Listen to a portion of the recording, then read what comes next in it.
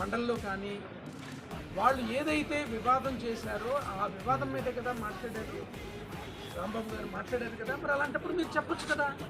మీరు ఈ రాష్ట్రంలో వైఎస్ఆర్ కాంగ్రెస్ పార్టీ శ్రేణుల్ని, రాంబాబు గారు లాంటి వాళ్ళని రెచ్చగొట్టే విధంగా బ్యానర్లు పెట్టింది మీరు, ఆ వివాదాన్ని తీసుకొచ్చింది మీరు.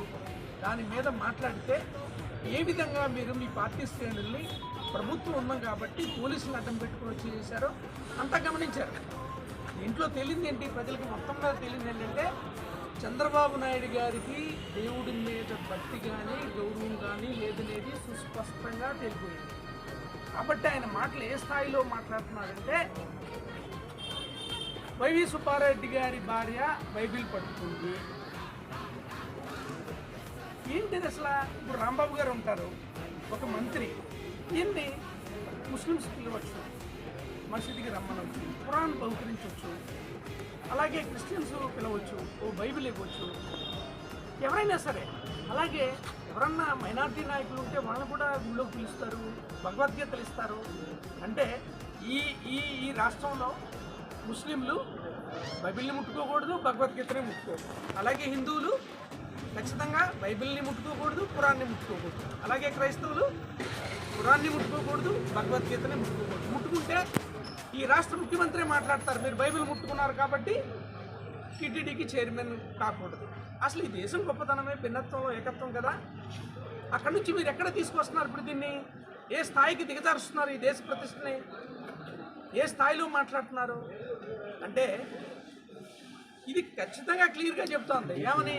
మీకు ఏ విధమైనటువంటి మంచి సంస్కృతి కానీ మంచి పద్ధతి కానీ లేదు. ఈ దేశం భిన్నత్వంలోని ఏకత్వానికే గొప్పదైతే దాని పట్లే మీరు ఈ విధంగా మాట్లాడుతున్నారు. ప్రజాప్రతినిధులుగా మీరున్నారు, రంజాన్ చేశారు అంటే ఏంటి దాని అర్థం? అలాగే క్రిస్మస్ ఉంటుంది, వెళ్తారు, ఏంటి దాని అర్థం? అసలు మన జాతి గొప్పతనమే అది కదా. అన్ని మతాలని అందరినీ హక్కులు చేర్చుకుంటాం.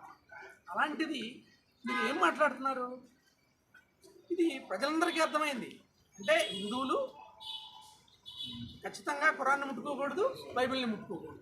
అలాగే క్రైస్తవులు ఖురాన్ని ముట్టుకోకూడదు, భగవద్గీతని ముట్టుకోకూడదు.